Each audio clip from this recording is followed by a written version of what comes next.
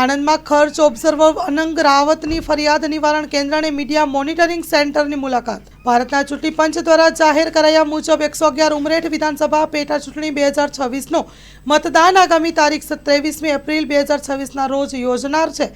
આ અન્વયે જિલ્લા ચૂંટણી અધિકારી અને કલેક્ટર પ્રવીણ ચૌધરી દ્વારા 111 ઉમરેઠ વિધાનસભા મત વિસ્તાર માટે કલેક્ટર કચેરી ત્રીજા માળે આણંદ ખાતે જિલ્લા કક્ષાનું ફરિયાદ નિવારણ centre, 1950 helpline, water help desk, civil monitoring centre અને ટોલ ફ્રી નંબર પર શરૂ કરવામાં આવ્યું છે. ભારતના ચૂંટણી પંચ દ્વારા ઉમરેઠ વિધાનસભા પેટા ચૂંટણી માટે નિયુક્ત થયેલા ખર્ચ ઓબ્ઝર્વરની અનંગ રાવતે ફરિયાદ નિવારણ સેન્ટરની મુલાકાત લઈને કામગીરીનું નિરીક્ષણ કર્યું હતું. Story report by Nandlal Bhanushali, Anand. Cameraman Bakulbhai Patel સાથે Maa news live Gujarat.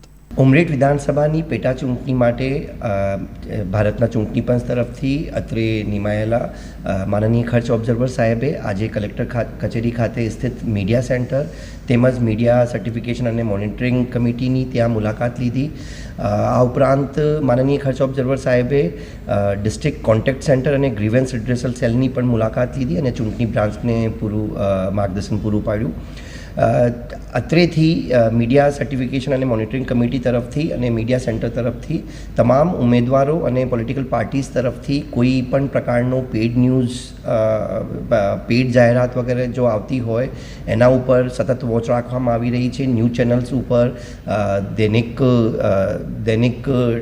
Print media ઉપર, તમામ સોશિયલ મીડિયા ઉપર તમામ જગ્યાએ વોચ રાખવામાં આવી રહી છે કે કોઈ પણ પ્રકારના પેડ ન્યૂઝનો કિસ્સો જો કમિટીના ધ્યાને આવશે તો જરૂરી કાર્યવાહી અને કરવામાં આવશે.